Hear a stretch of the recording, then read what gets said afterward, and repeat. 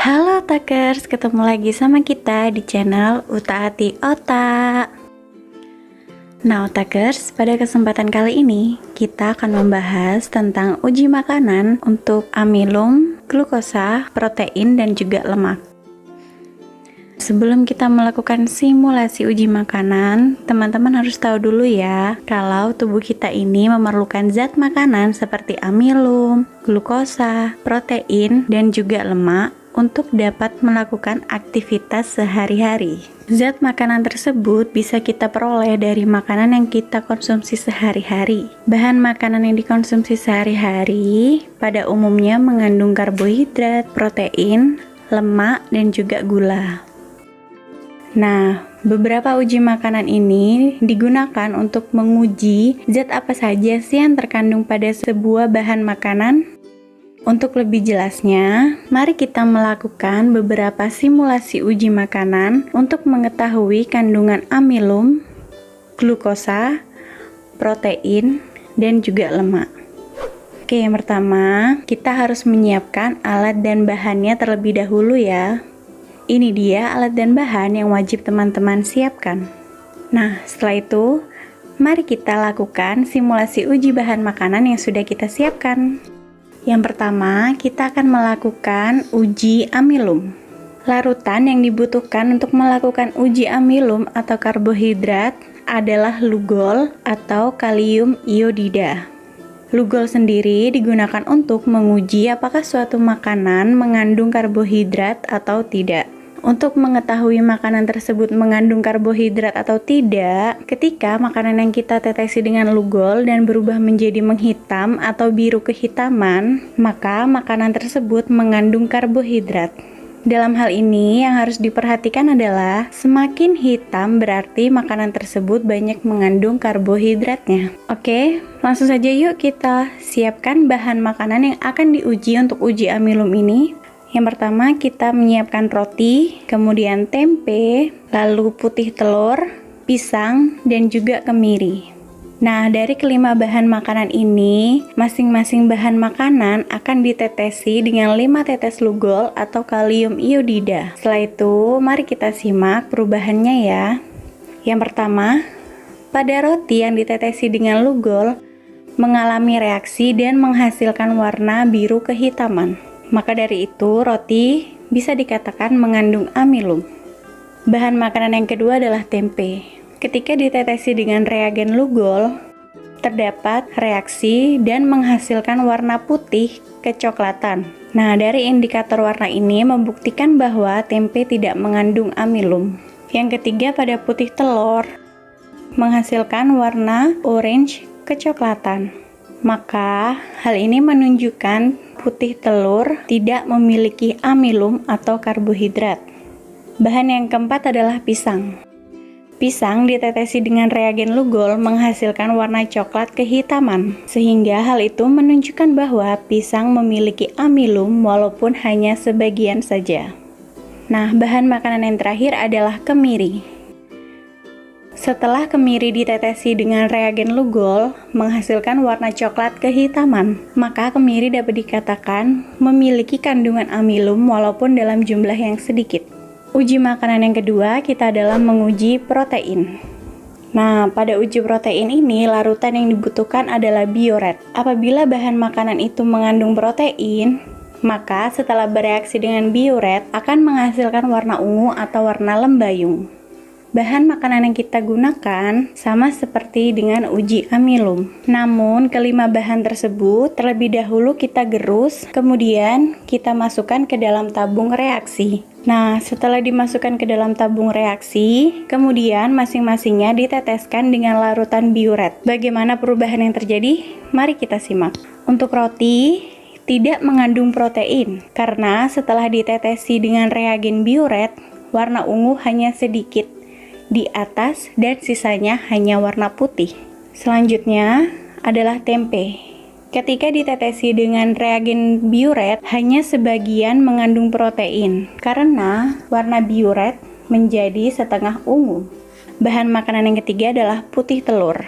Nah, setelah ditetesi dengan reagen biuret, warna dari putih telur ini menjadi ungu, sehingga dapat dikatakan putih telur mengandung protein. Bahan makanan yang keempat adalah pisang. Setelah ditetesi reagen biuret, tidak terjadi perubahan, artinya kandungan protein pada pisang tidak ada. Nah, bahan yang terakhir adalah kemiri. Bisa dilihat kan kalau kemiri yang ditetesi dengan biuret berubah warna menjadi ungu, sehingga dikatakan kemiri memiliki kandungan protein. Uji makanan yang ketiga adalah uji glukosa. Reagen yang digunakan untuk uji glukosa ini adalah Benedict. Makanan dikatakan memiliki glukosa jika hasil reaksi tersebut menghasilkan warna merah bata.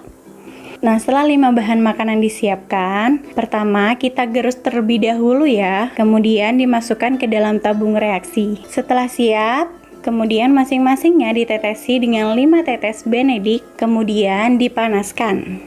Nah, setelah dipanaskan, mari kita lihat bagaimana sih perubahannya.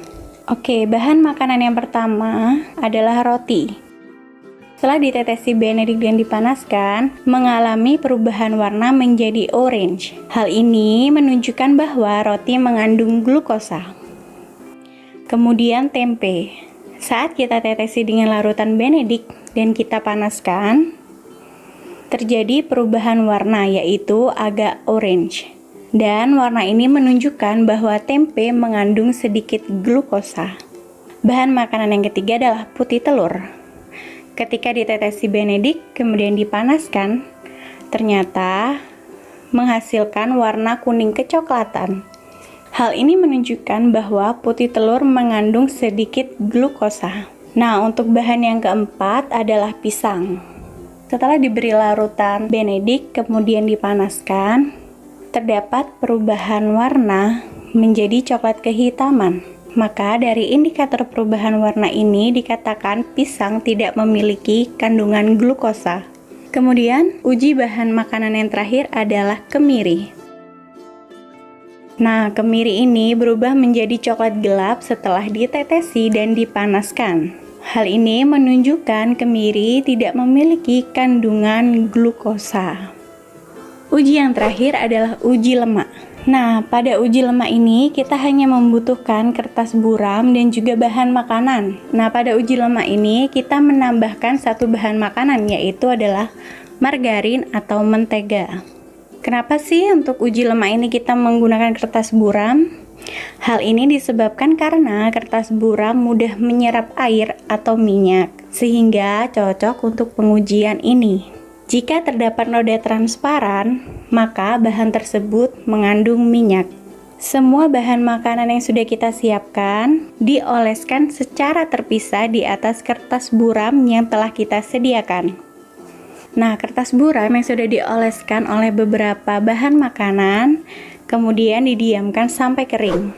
Oke, setelah dilakukan simulasi uji lemak, maka kita dapat mengetahui urutannya ya, yaitu urutan pertama yang memiliki kandungan lemak terbanyak adalah margarin. Karena pada margarin memiliki kandungan lemak ketika margarin dioleskan pada kertas buram dan meninggalkan noda transparan. Yang kedua adalah roti. Roti yang dioleskan pada kertas buram meninggalkan noda transparan. Kemudian pisang. Pada pisang ini dikatakan memiliki sedikit kandungan lemak karena kertas buram yang diolesi dengan gerusan pisang ini hanya meninggalkan sedikit noda transparan. Urutan yang keempat adalah tempe. Bahan makanan tempe ini tidak meninggalkan noda transparan. Pada urutan nomor 5 adalah bahan makanan kemiri. Kemiri ini dikatakan tidak mengandung lemak karena kertas buram yang diolesi tidak meninggalkan noda transparan. Dan bahan makanan yang tidak memiliki lemak pada urutan terakhir adalah putih telur. Putih telur yang dioleskan pada kertas buram tidak memiliki noda transparan. Oke otakers, setelah kita melakukan simulasi uji makanan, ada sebuah pertanyaan yang wajib teman-teman jawab ya. Pertanyaannya adalah, Andi sedang menguji kandungan zat pada makanan. Setelah bahan makanan ditetesi oleh larutan biuret, makanan tersebut mengalami perubahan warna menjadi ungu. Berdasarkan hasil pengujian tersebut, kandungan apakah yang ada di dalam makanan yang diuji oleh Andi? Kalau kalian sudah tahu jawabannya, tulis jawabannya di kolom komentar di bawah ya. Oke Otakers, cukup sekian ya penjelasan tentang simulasi uji makanan untuk mengetahui amilum atau karbohidrat, protein, glukosa, dan juga lemak. Semoga apa yang kita sampaikan dapat bermanfaat. Terima kasih sudah menonton video ini. Kalau kalian suka dengan video kita, jangan lupa klik tombol like-nya. Kemudian kalian subscribe channel kita dan nyalakan juga ya notifikasinya. Salam dari Sabang sampai Merauke.